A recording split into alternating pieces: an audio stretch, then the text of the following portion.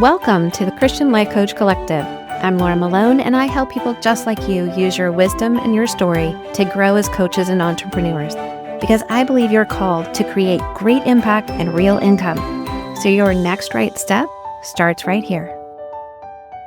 Today, I'm going to talk about the fact that if you're called to be a coach, you've already been coaching. I haven't met anybody yet who I've had a consultation with or who has been my client or has just asked me questions about coaching, who has the interest in coaching, who, as I asked questions about it, hasn't already been coaching. Like, it's naturally what they do.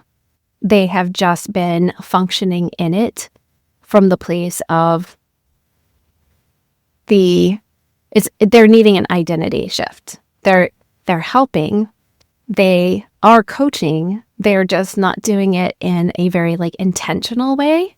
They're not doing it in a way that seems to be clear. There's no clarity about it, they're just doing it.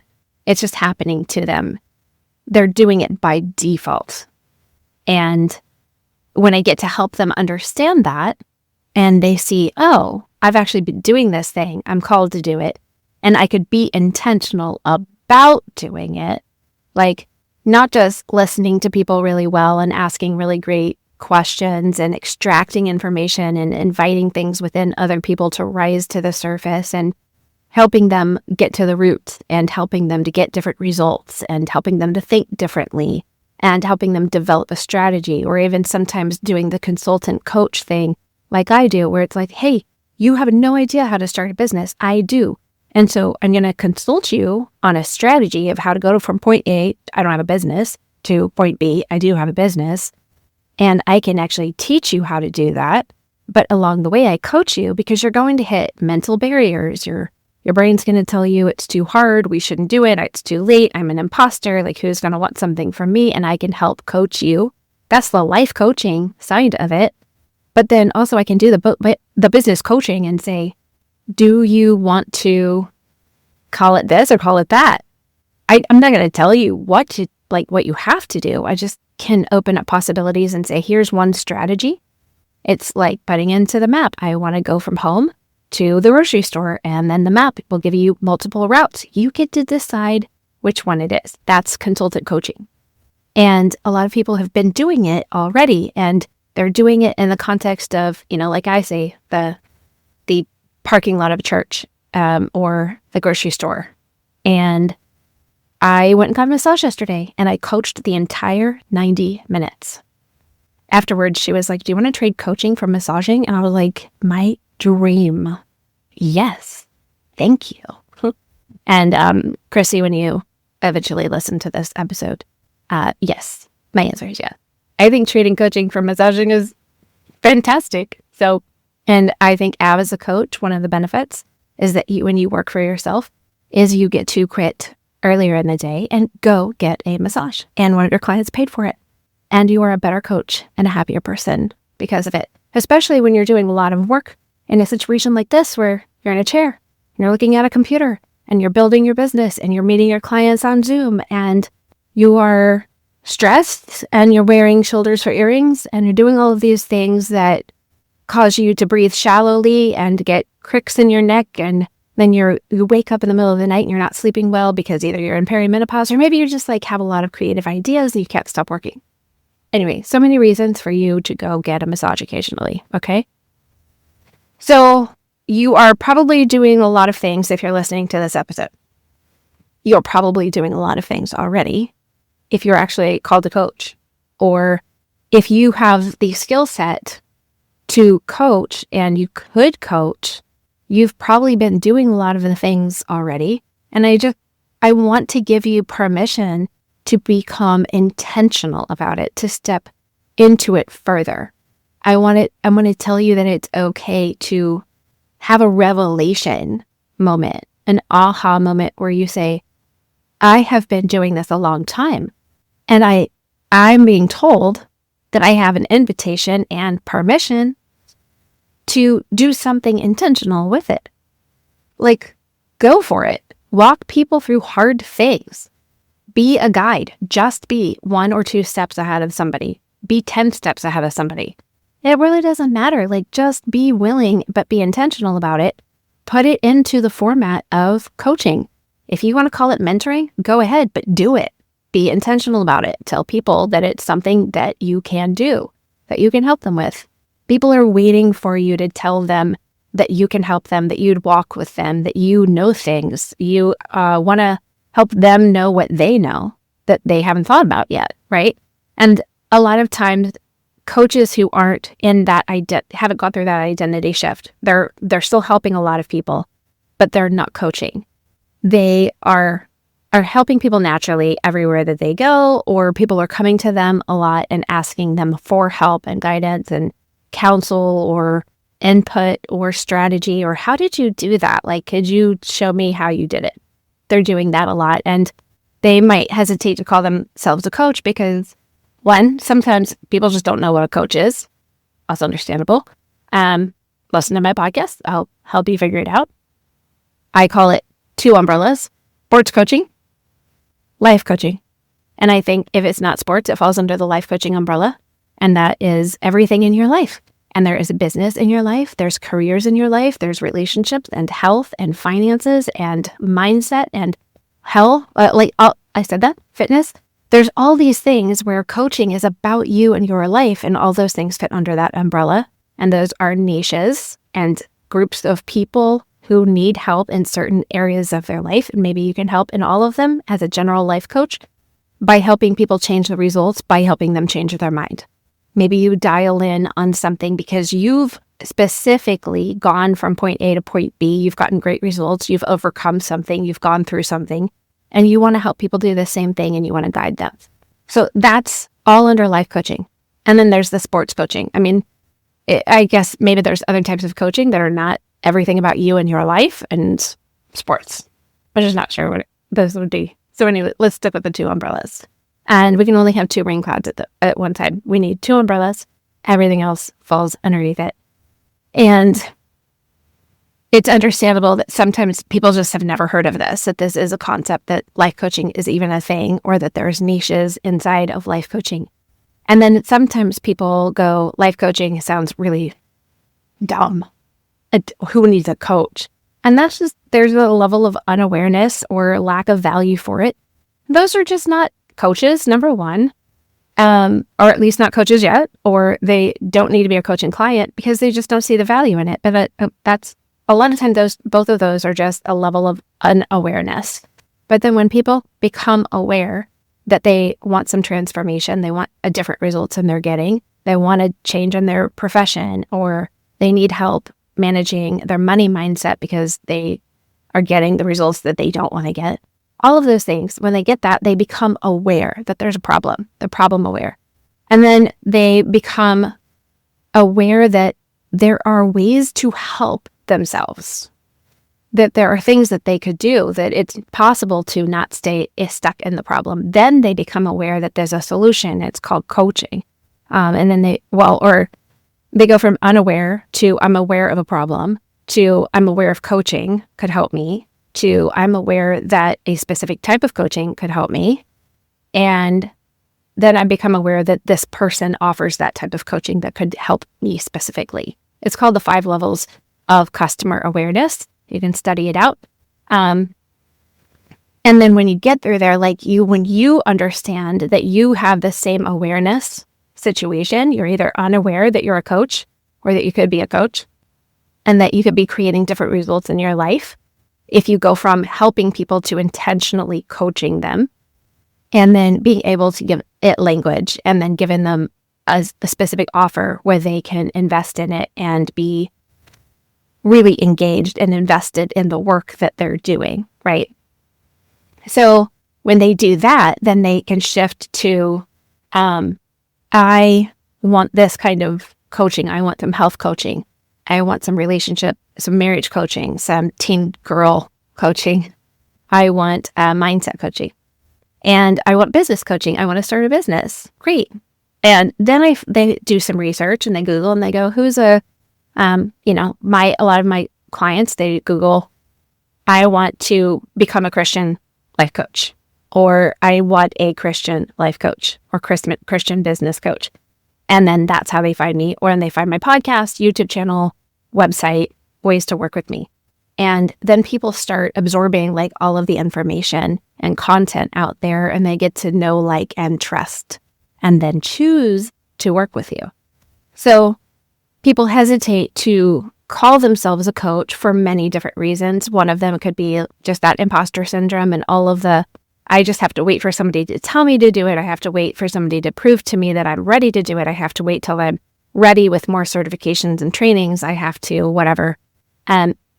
If that's your belief system and your mindset, you need to go get coaching so that you can become a product of coaching. Even as you are learning to become a coach and build a coaching business, you need to be a client of coaching so that you can work through your own belief systems. You cannot help other people with their belief systems if you cannot change your own belief systems. You can't help people change their mindset if you have no ability, tools, or belief that you can change your own mindset. So it's time to become a coach. And as a coach, you need to self-coach, and you need to invest in coaching, and you need to believe in coaching. And these are just part of the process. Because if you are already helping people and you're already, quote, coaching them in the parking lot, then the work is already happening, but you are just not getting the sense of accomplishment. They're not getting the follow-up that a coach would give them. They don't have any accountability. They have no investment or engagement in continuing the work and getting real results and transformation because they're doing it over time. They're just getting somebody's help in the parking lot. And a lot of times you'll see that next week when they come into the parking lot, they haven't changed anything, or there's only been slight changes in their results. When your identity is still, I'm a helper, I just help people and I do it for free, you can stay that way, totally. And there's nothing wrong with that unless you want different results. You just can't complain about the results you're getting if you decide that that's the way you want to run things. If you want to stay helping people in the parking lot, you can do that. Just own your decision. If you like your reasons for doing it, keep doing it. But if you don't like the reasons for doing it and you feel that there is a reason to become more invested in how you show up, then you need to change the way that you're thinking about it and how you feel and what you do so that you get different results. So coaching isn't just about being somebody who's caring or compassionate. It's actually stepping into greater responsibility and leadership, not just for them, but for yourself, right? And a lot of women and men as well are already in natural, like, helping roles and helping industry, and their friends call them for advice. And like I said, people at church asking for your perspective, coworkers are saying, can you help me with this problem I have, or help me make decisions, things like that. You have people already in front of you and kind of looking for you to be a good listener and ask questions and not be all about you, but be about them. You know, when you have a conversation with somebody and you're telling them about you and then they say, oh, I totally get that because I have this same situation. That can't be a coaching relationship. I can give expressions of like what's happened in my life or my business, and I can tell somebody an example of something in a teaching capacity, but I can't banter back and forth like a friend and be a coach if all I'm doing is saying, yes, I know exactly what you're doing, and I have a lot of empathy for that, and now I want to talk about me. I can share what I've experienced with you so that I can extract something from it and say, what's that look like for you? Now that I give you this example and you understand the concept I'm trying to teach you, what does it look like for you? Let's lay that out, that model, that template or formula that I gave you for my example and lay it out for you. If that, it's like sharing a metaphor of some kind, you know? So when you're helping somebody see situations differently, when you're trying to help people go forward and be goal-oriented, help them stay accountable, you know, you're doing things, you're, like the Bible talks about, carrying each other's burdens. That's part of kind of like an informal coaching pattern. Again, totally okay. But there's so much you could do if you develop what you're doing informally into something that is more structured, and you'll get greater results out of it. You'll enjoy it. You'll actually get like tangible results and intangible future legacies that you build. And so will the people that you're helping, because you actually have a way to be able to not just do the work today, but see them again next week and say, what happened when you did that? Oh, did you try that? Oh, like that's awesome. Those are results. Let's build on that. Let's keep the momentum going. And I think a lot of people just who have been drawn to coaching have been doing it for years. They're just not calling it that. So, usually when I'm doing my podcast, I'm just like looking at my my bullet points, like things I just want to make sure that I kind of cover, like verses that I think apply to what I'm talking about, things like that. Recording on a video for YouTube that's going to be a podcast is so different because you get to see like how scattered I am when I'm looking around while I talk and how much I use my hands. I'm not Italian in any way. So identity barriers are another reason why I say it's really important to be a product of your own coaching and believe in coaching by being somebody who invests in getting coached. I think it's really difficult to be a great coach if you've never been coached. I think it's really difficult to believe at such a deep root level about coaching if you don't get coached. If you don't believe in the investment, I don't know how you can ask other people to make an investment to let you coach them. So I want you to challenge any belief systems that you have about, well, I would coach people because I'm really good at helping people, but I don't want help. And I wouldn't invest in coaching. I don't believe in it enough to do that. Then you need to challenge some things in your own life and your belief system before you go into coaching. You need to ask yourself, why would I invest in asking people to invest in me if I'm not willing to invest in the very work that I'm promoting, right? And again, sometimes it's that imposter syndrome, but that doesn't go away until your belief about it goes away. It doesn't matter what you do and the results you create and how much money you make and what neighborhood you live in. That never changes if the belief system of imposter syndrome, fear of anything, fear of man, fear of rejection, fear of judgment, fear of more, fear of less, whatever those things are that are the root system behind the imposter syndrome, it will be there at every level of success or failure. And so until you manage your own mind, which is what coaching is literally there for, that's the only way you can really help yourself overcome imposter syndrome is by changing your mind about it. But it's the thing that makes you feel like you're unqualified, you're not legitimate, and giving away your authority when you believe other people have more authority than you do, or you should give your authority away to other people. You kind of set yourself up to act like an imposter, even if nobody else sees you as an imposter. People are afraid of being seen. I think we talked about this in the last episode, but that concern about becoming visible to people and like what people are think, the judgment, the rejection, the comments. Turn the comment section off. You want the right people who care about you and enjoy you and the way you create and what you have to offer. And it's that negativity bias says that we all have. It says, okay, here's the deal. We have one person who left a negative comment, even semi-negative, or even just like, And we had 10 people who said, I love that content, or I'm so excited about what you are saying or doing or offering. But our negativity bias, it leaves this deeper groove in our brain about the one. So don't read them. Don't read the ones that start off like, oh my gosh, I can't even listen to your voice. Well, I probably can't handle yours either. Okay. It's no big deal. I love you. I don't have to like you. You don't have to like me. I'm just going to say, like, if I could have told myself that a long time ago, I would have saved myself a lot of heartache. So the discomfort of a couple of things.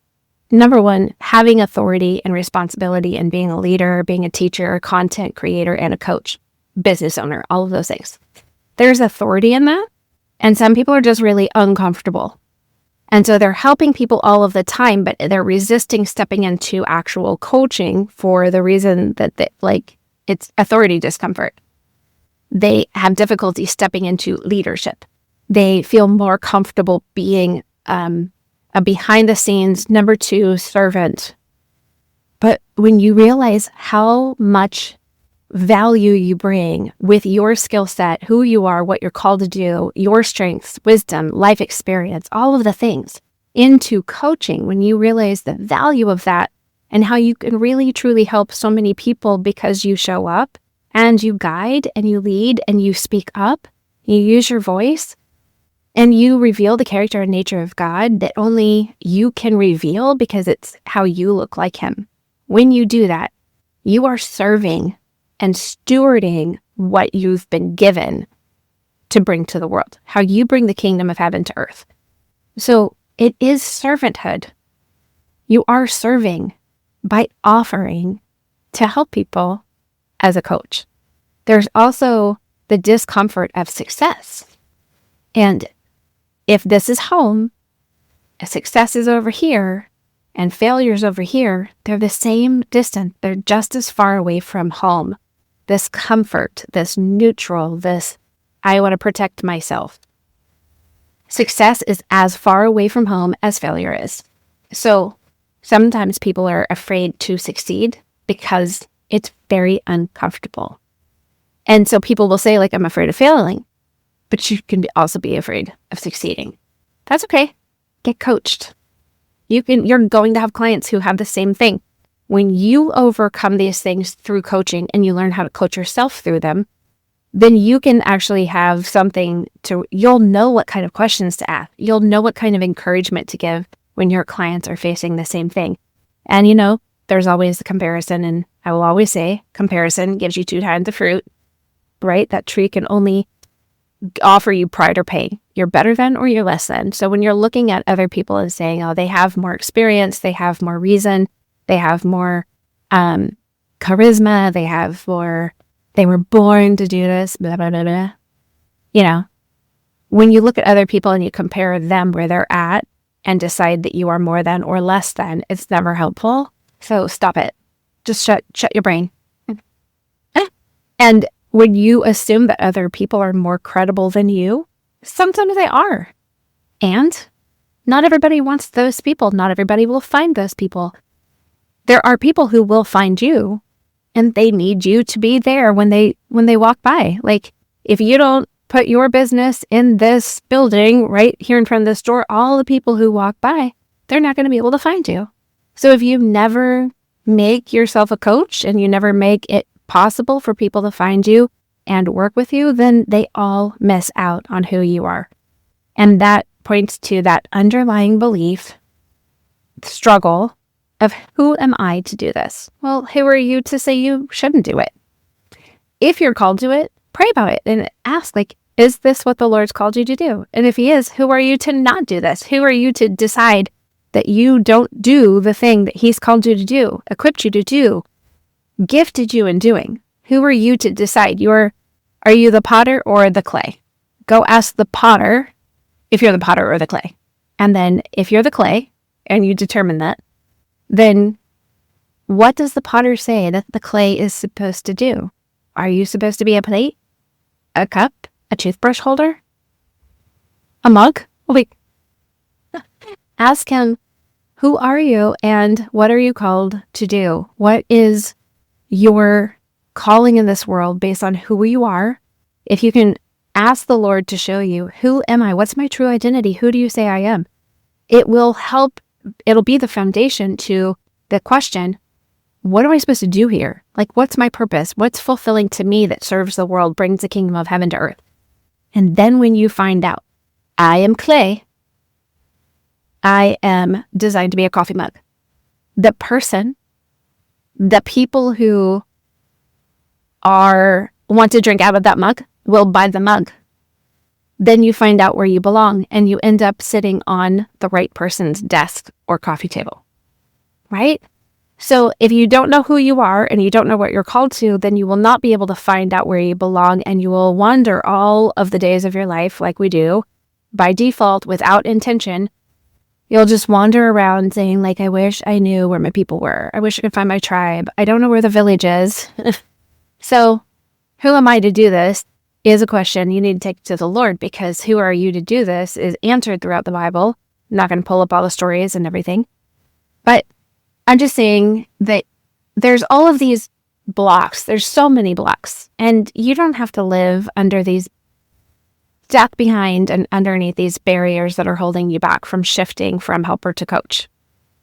Step forward and take on the posture of a leader who guides conversations with intention and challenges people's thinking and teaches and consults and develops all of it so that they can coach people and hold them accountable to take action and get new results, and invites Holy Spirit into being, into the tools to be the real transformation, because you are stewarding influence that you already have. You're just stewarding it really well when you put it into a container of coaching, and it's taking responsibility for the space that you're occupying, that God, the place that God has put you, right? You're the light of the world, and a town on a hill can't be hidden, right? Matthew 5:14. So think about this and recognize the calling that's already present on your life. If it is, if you've made it this far into the episode, there's a good chance that there's something pulling on your heart, tugging on your soul, and the spirit within you is like, yeah, I think that there's something here, and I want to think about it, and I want to talk about it, and I want to pursue it, and I want to hear from the Lord about it. So you're probably going to sense it before you know how to name it. You might have already been sensing it in the past, and maybe this exact moment is when you're naming what it is you've been doing, right? And if you have a constant desire to help people, if you can't not help people, that's a struggle of mine.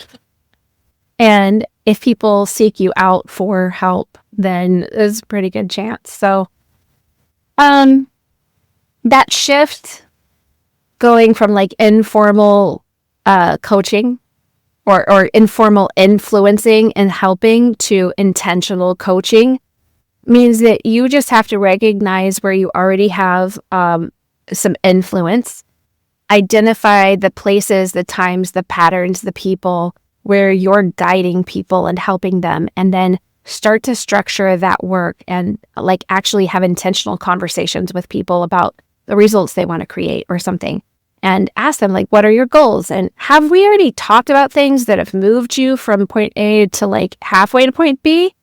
Help them determine what kind of work they've already done if you have already been helping them in the parking lot, right?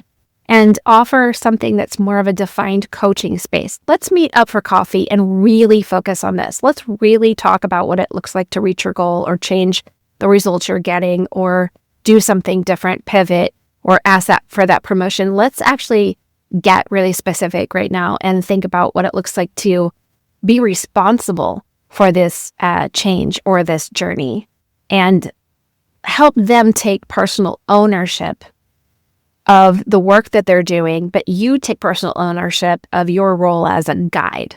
So, yes, I think that if you are called to coach, that a lot of coaches who aren't walking in that yet really underestimate what you're already carrying. And I just want to encourage you that a lot of times you are already doing something that you're made to do before you call it a profession, and that's okay. You're not late. You can do this. It's still okay to step into it now, even though you haven't been doing it. And it's not like you're shifting from nothing to something because you've been doing it. We're just getting it clear, and we're creating a strategy so it has greater results. There's greater fruit, right? You probably already have the trunk of the tree and maybe a couple of branches, but let's do something to actually nourish the root system so that we start bearing good fruit and growing leaves and more branches and flowers and fruit on the tree. And then you're going from that informal helping to intentional leadership and guidance and coaching. And if you feel called to that, look at what you've already been doing. Lay it out. Just write it down a little bit. Make a list of all the people that you've been helping. What kind of things did they keep asking you for? And it can be really general. It can be very specific. If you get really specific, look at and see if all the specificity that you see can actually be categorized into more general categories. Because the evidence of this calling is already present in your life. And we're not trying to start something new. We're just trying to take some next steps to create a container for what you're already doing and what you're called to. So I bless you. I pray for you that you would hear the Lord speak to you about your true identity and the calling on your life, and begin to believe and develop a root system of belief that says, you know what, there's something within you that people want and need. And that's where you're going to find that belonging that your soul has been longing for. And I love doing that, like identity, purpose, and belonging. It's these 3 big questions of the human soul. And until you answer them, there's the biggest questions of a teenager. First of all, if you have teenagers in your life, this is what they're asking themselves. Help them answer it, and not with your answers. Help them answer it by seeking out the Lord and what does He say? It all stems from who the Father says you are. Because who He says you are, it is the feeder stream to what He's called you to do, what He's designed, and what your original design is. It develops into that. And then there are people who are attracted to and begging and waiting for you to offer what you carry and what you're called to and who you are, because you belong with them. And then you need what they carry. Like, there's so much belonging when you're walking into your identity. So I pray that you would experience that. Find it. If you want coaching, work with me, go to sterlingandstonecoaching.com or sterlingandstonementoring.com. And they both go to the same place. So I should have said sterlingandstonementoring.com, but they both go to the same place. And I bless you to stop waiting, stop procrastinating, stop shaming yourself with a lack of perfection. And I bless you to know that all things are possible. Everything is figure-outable, and I'm in it with you. And I'll talk to you in the next episode. Okay, if you are ready to turn your story and wisdom into impact and income, go to sterlingandstonementoring.com and let's get started together.